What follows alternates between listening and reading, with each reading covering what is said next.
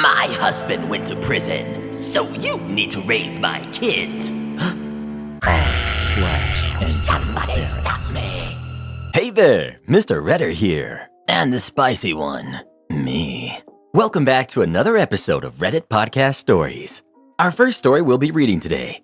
My sister expects me to raise her kids now that her husband went to prison. My sister Bethany is 12 years older than me. She went to college when I was 6 and stayed in the same city after graduation, so naturally we've never been close. After college, Bethany met a guy named Adam. Adam was constantly in trouble with the law and he could never hold down a job. Against everyone's advice, Bethany stayed with Adam and eventually married him because she said that she had a thing for bad boys and that Adam made her feel edgy and exciting.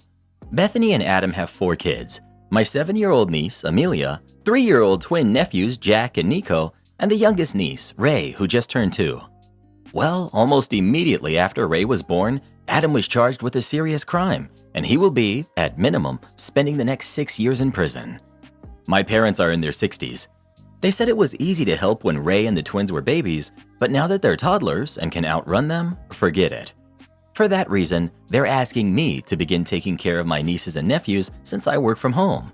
They said no one would be anywhere without family, and because I'm young, I need to give back and help my family now. I told my parents and Bethany that their plan isn't even feasible. Working from home still means working. I have to speak with clients and be active in meetings. I can't constantly step away to keep an eye on their kids, especially not ones as young as Ray. Plus, I'm 25. I still have college debt to pay back. Babysitting as a teenager does not mean I'm ready to essentially become a parent to even 1 kid, much less 4. I also reminded Bethany that she has never really been involved in my life other than attending the same occasional holiday parties. We may share DNA, but we're practically strangers. I acknowledge the situation with Adam is unfortunate, but he showed for years that he wouldn't be a stable partner. She was 30 when they had Amelia. She wasn't a naive teenager. She chose the excitement of being with a person like Adam, and she has to deal with the consequences now. Her choices are not my responsibility. My parents told me that if I don't step up, they're going to leave everything to Bethany and the kids when they pass, and that I will not receive any major financial help from them again. I told them to do whatever they want, and essentially repeated the same thing I did to Bethany about not being responsible for her life choices. I explained the situation to some friends. They agreed that I wasn't a jerk for refusing to help with my nieces and nephews because it isn't a feasible option anyway. But I have a few of my friends who do think I was the jerk for the way I explained myself to Bethany and my parents, because no one gets married expecting to become a single parent, and what I said about Adam came off as victim-blaming Bethany for her situation. 2 of these friends said that I could at least agree to look after them during my time off since they're still my nieces and nephews. Am I the jerk? Not the jerk. Victim-blaming? What exactly is Bethany the victim of? The victim of her own bad decisions? Get out of here. Your parents are also the jerks for holding money and inheritance over your head. Your family sounds awful. Quite frankly, if they're so concerned, then they can pay for a babysitter or something. Not the jerk. You should give the phone numbers of the friends who are saying that you're victim-blaming to your sister and tell them to expect to be called for babysitting help. Just because you work from home doesn't mean you can look after kids like you said. Work from home is still work. What if you have to head to the office for a meeting or in a Zoom meeting? You can't be looking after kids and doing work. Just because you're not in an office doesn't mean that you can babysit. So your parents can say no, but not you? And what kind of parents threaten you financially like that? Tell them if they go through with that, then you'll go no contact with them. You don't need those kinds of people in your life. Am I the jerk for not having sweets in the house for my niece who's under my care? I, 27 female, have been the guardian of my niece, Zoe, who's 9, for almost a year since my brother and sister-in-law passed. I work full-time in a relatively high-stress job. Ever since I was 24, I've been on a low-carb diet. It's obviously not for everybody, but I feel better not consuming so much carbs and sugar. It helps with my weight, concentration, and energy levels. My diet consists mostly of meat served with fruits and vegetables, but if I crave a slice of pizza or a helping of pad thai every now and then, I don't beat myself up over it. When Zoe came to live with me, I made sure to have carbs for her meals, mostly rice and potatoes. I also take us out to eat once or twice a week so that we can explore different cuisines and local offerings. She has lunch at her school, and I give her a small allowance so she can buy whatever she likes within that budget. What I don't have in my home is dessert. I used to stock some when Zoe first came to live with me, and I would give her a small serving after her meal while I had some fruit. A few weeks of that, and Zoe asked why I didn't eat any dessert with her, and I told her for me, fruits are yummier and healthier. Not long after, she stopped me from buying sweets when I took her to the grocery store, and she said that she would just have fruits too, like me. I tried to serve her some dessert we had at her next meal, but she refused. A few more times of that, and I stopped offering and gave her fruits instead. Zoe and I still enjoy dessert when we go out to eat. A few days ago, a mom from Zoe's after-school club called me. She told me that she brought butterscotch pies to the club and everyone enjoyed a piece, including Zoe. A lot of kids left school early that day, so there was a lot of leftover pie and she offered to pack it up for everyone there to take home. All the kids took some, but Zoe didn't and told her that we don't really have dessert at home. She was concerned that I was setting Zoe up for an eating disorder and that kids deserve to have something sweet in the house. I told her how it was Zoe's choice to not have dessert, so I just stopped stocking them. I also told her I know Zoe occasionally bought sweets at school, so there's no need to add more sugar content to her home food. She said it was not right for me to set a low-carb diet lifestyle as an example for Zoe when she's still so young and should not be restricted from eating anything. Again, I told her that Zoe can have anything she wants and I would gladly provide any food for her. But she argued that eating is a social thing, and by seeing me abstaining from sweets, Zoe would do the same to feel like she belongs. I'm quite confused about this. I know from a rough nutrition estimate that Zoe is getting what she needs. She's rarely sick, and her martial arts instructor said she's active and enthusiastic. I also don't think I should compromise my own chosen diet so my niece can have dessert at home. Am I the jerk? Well, who do you think is the jerk?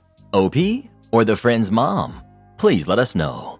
Most people don't realize how dangerous sugar actually is. What constant insulin spikes can do to your body. Trying to call someone out for not feeding their kid all of that sugary crap is just stupid. But what do you expect? Most people are stupid these days. Am I the jerk for not letting a family use our pump for their deflated ball? My boyfriend and I belong to a local community center with a few basketball courts. Sometimes on the weekends, we like to go there and just shoot around and have fun. Unfortunately, the balls the community center has are almost always slightly deflated for some reason. You can remedy this by either bringing your own ball or your own pump. Since I already have a pump for my bike, we usually just bring that and let other people use it too if they ask nicely. We had the court to ourselves when a mom with her 2 sons arrived. They were between 8 and 10. No big deal. They can use the other side of the court. The kids started playing and were having trouble with the deflated ball. Mom, who was sitting and watching nearby, noticed this and noticed that our ball was pumped. She came up to us and said we need to let her kids have a turn with the ball we were using, since it was the only good one. I told her that they're all always deflated and that we actually brought a pump to fix one so we could use it. I said she couldn't have our ball, but she was welcome to use the pump to inflate the one her kids had. She seemed offended by this, scoffed at me. I suppose you're not even going to inflate it for us. I kind of paused before I was taken aback, but then responded, No, I wasn't, but I've changed my mind. Good. Yeah, now I don't think I'm going to let you use it at all. I turned back to my boyfriend and we started playing again, ignoring her stammering about how rude we were. The kids were watching the whole time and didn't say a word. They started playing again too until the mom got frustrated with us ignoring her, took them and left. After they left, my boyfriend said I went too far. He agreed that she was rude, but said I should have let them use the pump because in the end, it meant the mom got mad and the kids couldn't play anymore. While I do feel bad for them, I wasn't going to let their entitled mother steamroll me. I think that's just setting a bad precedent for both her and for her kids that they will all learn that they can just bully people into doing everything for them. So, am I the jerk? Not the jerk. You didn't go too far and you didn't deny her the ability to use the pump. She was a jerk and lost the privilege. It's 100% on her shoulders what happened to her kids. As a culture, we put the onus on nice people to be responsible for crappy ones and making victims smooth out bad situations. Kudos to your boyfriend for not watching things go down and just suggesting he'd do it. A partner who can disagree but not override your ability to make a decision is awesome. This thought brought to the discussion by my wife. Not the jerk. You offered her a perfect solution. She was rude. Yeah, you could have been the bigger person and ended up giving her the pump, but do we even know if she would have accepted just the pump if you were polite? Or did you need to pump the ball for them too? Sounds like at the end of the conversation, she's walking away mad because you said you wouldn't pump their ball up. Lady is out of her mind. Am I the jerk for telling the truth about my 18th birthday and embarrassing my father in front of his university friends? So, to be blunt, I, 20 male, was an unwanted child. A whoops pregnancy that my parents were too religious to get rid of. As a result, I pretty much raised myself until I was kicked out at 18. I won't lie, it hurt being rejected by the people who were supposed to love me, but I'm at peace with it now. With the sad backstory out of the way, about 6 months ago, my parents reached out and started apologizing profusely.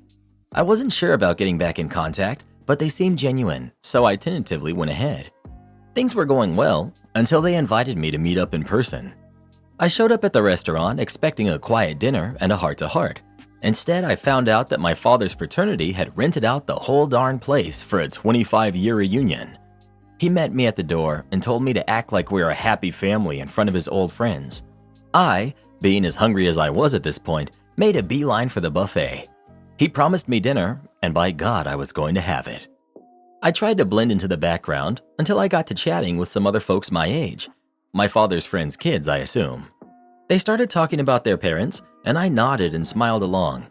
Then I was directly asked what I got for my 18th birthday, and I didn't know what to say, so I defaulted to the truth. So, what did your parents get you for your 18th birthday? I got kicked out. Cue awkward silence. Oh my God, are you okay? That sounds awful. Yeah, I'm fine. I just moved in with my aunt while I go to college. Where do y'all go? They then started to gossip about their schools, and I made myself scarce shortly afterwards. Later that night, my father started blowing up my phone, admonishing me for embarrassing him. Apparently, what I said had gotten back to my father's friends, who are now being very cold to my father. He was angry with me because it wouldn't have been a big deal to just lie and save face. So now he's in hot water with his university friends. I muted him and went to bed. I was sure that I was in the right here, but now I'm having doubts. I'm worried that my parents might not want to keep in contact after I basically threw a monkey wrench into his relationships with his university friends. So, am I the jerk? Not the jerk. First and foremost, you will never be the jerk for telling the truth. I don't mean any offense when I say this, but it's clear you are not at peace with what your parents did. Even in that last paragraph, you're still seeking the approval of the people who never even cared about you at all. The fact that he told, not asked, but told you to play happy family for his friends is telling you that they're not sorry at all. Even if they do go no contact, don't sweat it. They don't deserve you after what they've done. Not the jerk. Your dad tried to use you to look good in front of his buddies. The joke was on him because you told the truth. Now, think about this very carefully. Do you honestly want to be in your parents' life if all you are is a prop? You deserve to have people around you who value you for being you. I had cold parents, and it didn't matter how hard I tried. Nothing I did was ever good enough. There's no shame in walking away from emotionally mistreating parents. You deserve better than that. If I don't cut the line, you won't eat. I just received the forms for this year's food festival, and I was reminded of what happened last year. After the first lockdown, the mayor in my city decided to organize a food festival in August. Because it was successful, it has become an annual event. I've taken part in both of them and planning to take part this year also. While most participants go with tried and true recipes, I use it to try new things. Anyways, onto the story. As a crew, we had the experience from last year for what to expect. I had gone with one tweak of a standing recipe I had, pulled pork sandwiches, and one new one. The new one was a sandwich with smoked sausage, grilled onions, peppers, and eggplant, and feta cheese sauce. Since the opening hours for the festival were 11 to 2300, we planned on having a 3-man crew, 2 cooks, 1 apprentice, on site, with enough food to cover the rush hour of lunch and restock when the crew changed at 1700. If they needed anything, they would give us a call and we would bring it from the shop. We were about 500 yards away. That fateful August day, we received a call from the crew around 1300 that they were running low on vegetables and cheese sauce.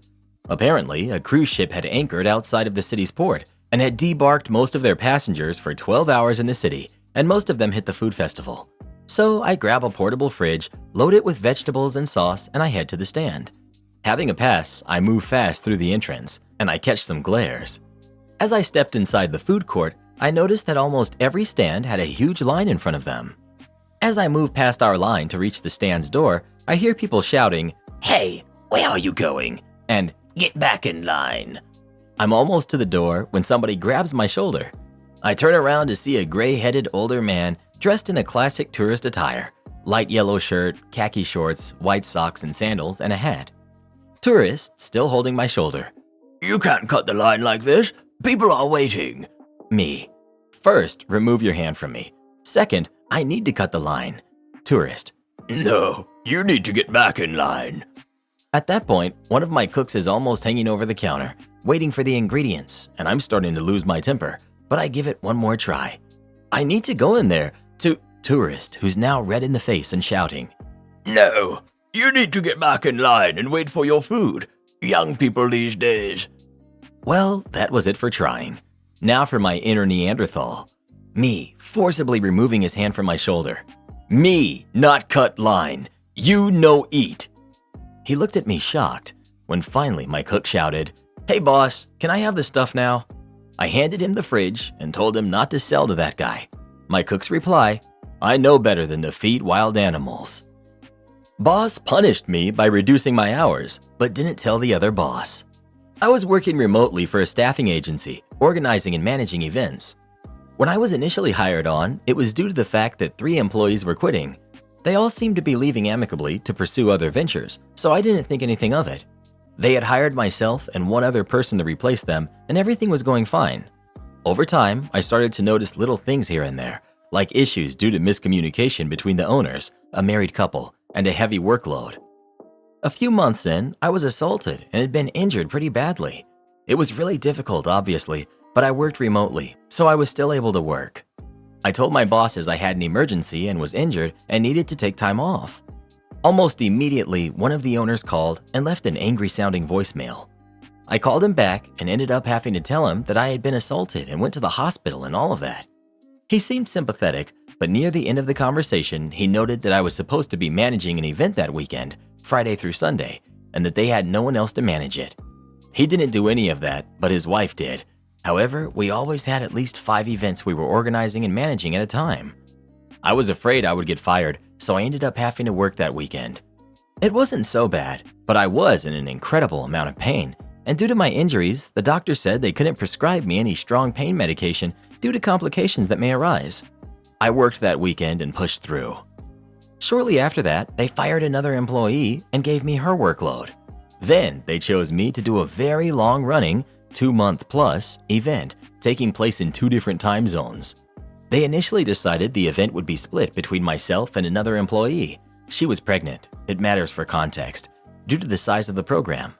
So while I was dealing with the assault and healing, took 1 month for my injuries to heal, I was also doing the majority of the workload of this event. I was also having to plan a move, put my stuff in a storage unit, and living in a long-term sublet while I looked for a place. I was also organizing other events on top of that, so there were days where I would easily work for 10+ hours. Eventually, the employee who was helping me went on maternity leave, so the whole program landed on my shoulders.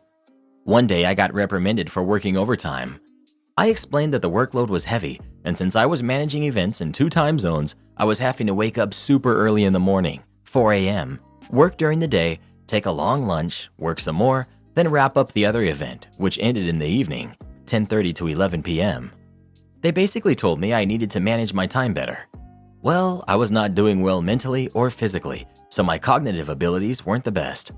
I was making small, easily fixable mistakes here and there, but nothing that was damaging or severely detrimental to the business.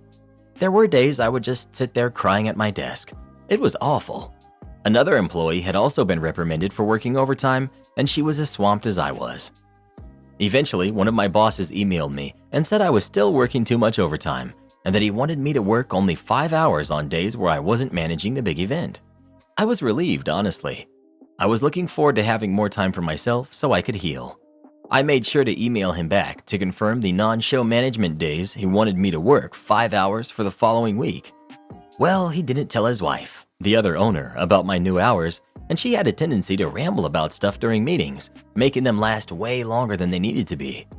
One day we had a meeting in the morning that lasted 3 hours, and it was the first day I was to only work 5 hours.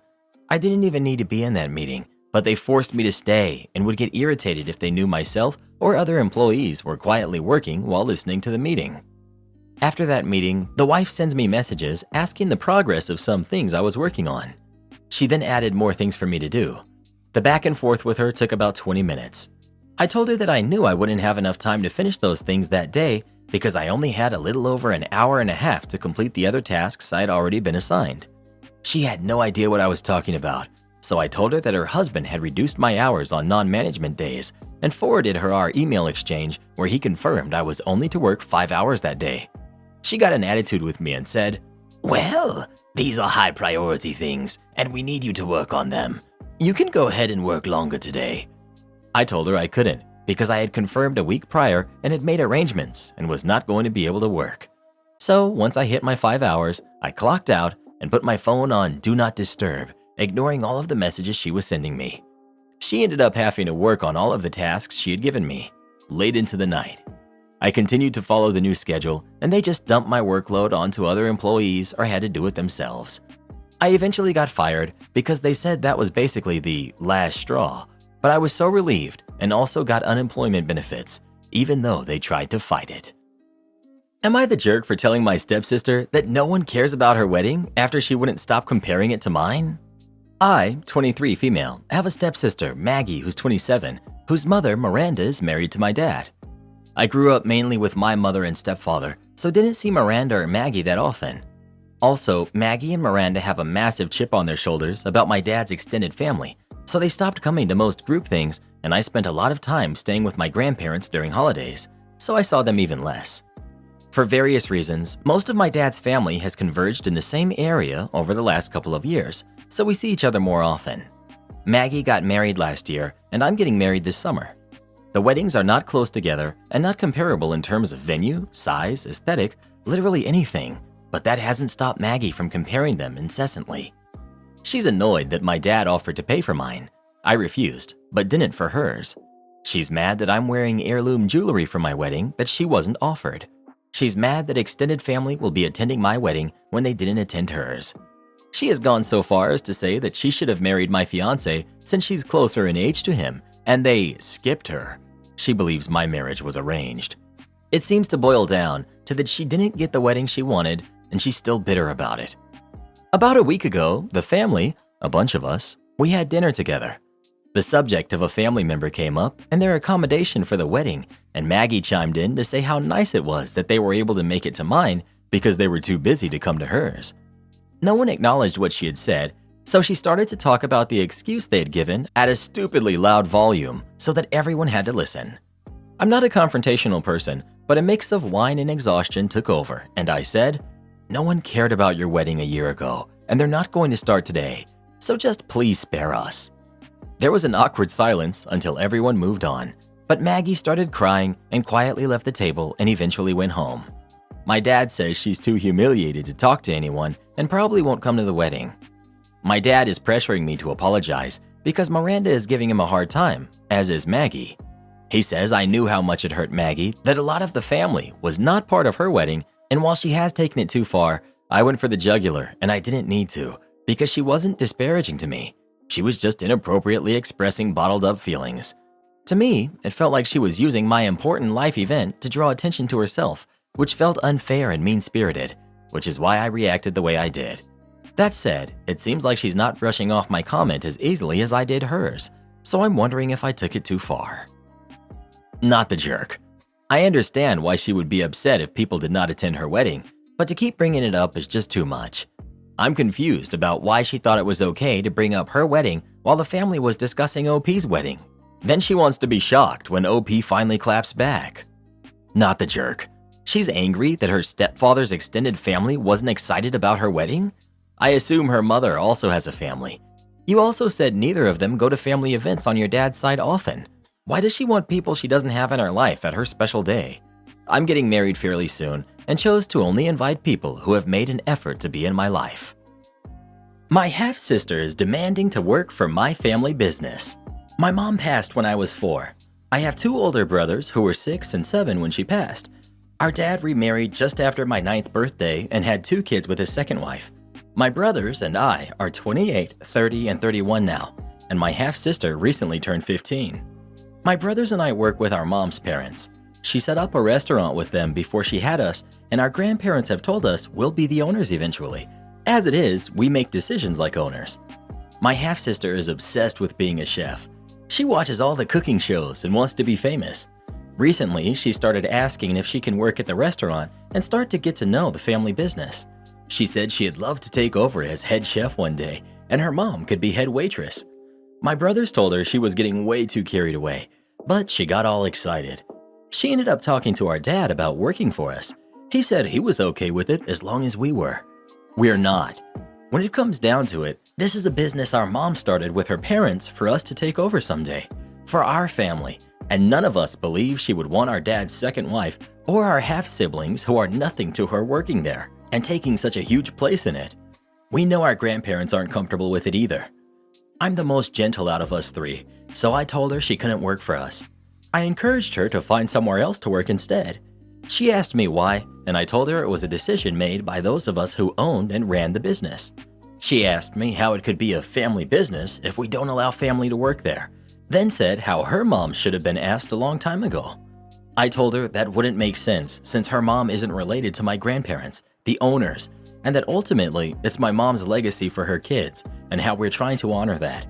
She said it was dumb and forget how my mom would feel when she can't even speak about it. My dad and his wife are so upset we turned her down. They said she is our family, and that should be what matters. It also brought some bitterness up about Dad's wife not being offered a place at the restaurant years ago. Seems there's been some weirdness because Dad had worked alongside Mom and my grandparents for a while when they were first married. Am I the jerk? ETA. A lot of it revolves around money and legalities. When my dad got married, his wife approached my grandparents and told them she wanted to adopt me and my brothers, and how she and my dad wanted her to be the one to take control of any money that was meant to go to us, including savings my mom left my grandparents in control of. She told them she was going to be our mom now, and that she would be taking over finances for the family, that she needed to know everything we had and wanted access to it. When my brothers and I said no to being adopted, she and Dad approached my grandparents about having a conversation with us, and brought up the fact that they hadn't done any of the other stuff asked.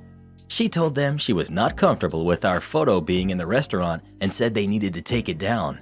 It was a photo of us with our mom and grandparents, because they were the parents now. The tone was set from there, and I suspect they must have asked to work in the business with the clear resentment they have that they weren't employed there a long time ago. Can't confirm it, but it was clearly expected my grandparents would ask Dad and his wife to work there. Not the jerk. Your grandparents are the owners. You have no say. If she wants to be a chef, great. Your dad and stepmom should help her. McDonald's is a good place to start for her. And maybe culinary school first, if she wants to become a famous chef, unless she's Gordon Ramsay in disguise. Not the jerk. Not the jerk. She's family, but not to your grandparents on your mom's side. That makes sense. Very entitled, the mom and the daughter are. Neither one of them deserve to work there, especially after disregarding and disrespecting your late mom's feelings and legacy. I'd ban them from the place for life. No one is owed anything. Sis feels this is something she's entitled to, and next thing you know, she wants her stake in it.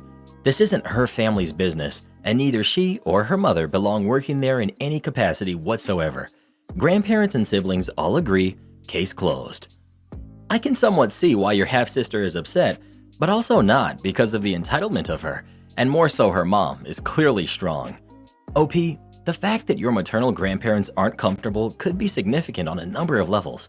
I may be grasping at some straws here, but I'm willing to bet that your stepmom has tried to throw her weight around with the family business before now. It sounds like your dad has no ownership of and little involvement since your mom passed, so he can buzz off trying to tell you or your brothers and his late wife's parents what to do with your restaurant and her legacy. In response to another comment, the stepmom and half-sister don't want to simply work at the restaurant. It sounds like they want to run the show. The sis is a teenager. Where do you think she gets all the aggro and defensiveness about her mom not being involved years ago? It's likely been taught to her by her mom. Not the jerk. Stick with your instincts and dodge these 2 bullets and honor your mom's wishes. Am I the jerk for letting my daughter cry instead of fetching her tablet? Context. 6 years ago, my wife was laid off. She struggled to find a job in the following months, and we couldn't afford raising the kids, 2 boys and 1 girl, with my salary. An old client offered me a well-paying job overseas, so I took it. Last month I came back after I agreed with the company to work from home and they made the legal arrangements for it. When I was overseas, I talked to them every day and visit once a year. Whenever I was with them, I could notice that my wife was spoiling our daughter. I talked to her about it, but she'd tell me she knows what she's doing and that she's the one raising her every day and that there's no harm in treating her like a princess. Our daughter is now 9, and while she's still our daughter and will always be, she's not exclusively that and will need to start relying on herself more. When I came back, I found out that my wife has been doing her homework. My teenagers told me that my mom bought their sister 3 iPads that she smashed when having tantrums in the last year and bought her a new one 2 months ago. If our daughter asks for something, she will not stop crying until we get it for her. She'd literally be sitting on the couch and start screaming, "Water!" until someone brings it to her. If she forgot her tablet upstairs, she'll order her brothers to go get it for her, and if they refuse, she'll start crying. Yesterday, she tried doing the same. I ordered my boys to stay still, and I told her to go fetch it herself. She kept crying for 15 minutes. I was hugging her all the time and comforting her. When she stopped, I told her that she still has to go get it herself, but I will follow her if she wants. She was still annoyed, but replied saying that she's a big girl and can fetch it by herself. When my wife came back from an errand, I told her what happened.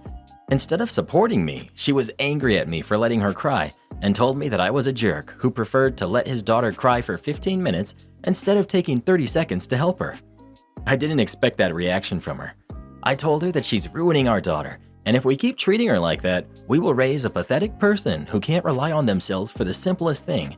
I told her that she needs to stop doing her homework, and instead, we should guide her to figure out the answers by herself. And we should also make her do the chores her brothers did when they were her age.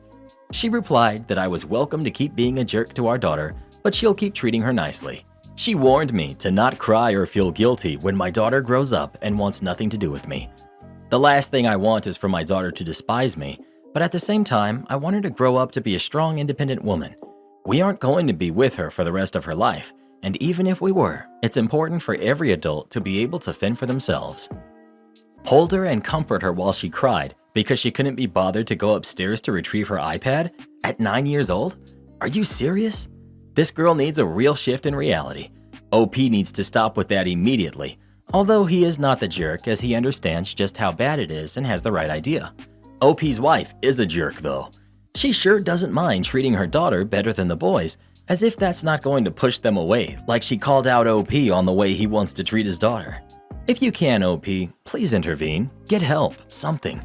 I honestly don't have any advice on what to do here, other than to encourage your daughter to do things for herself and not replace things once they're broken, and teach her about actual real life. But that girl is going to struggle in adulthood and future relationships if this continues. And huge shout out to our newest subscribers, Andrea, Sylvia, and Grandmaster Turtle. Subscribe to our channel and tick the bell for all notifications, and you could get a shout out in our next video. And watch this video next, the one that just popped up on the screen. You're gonna love it.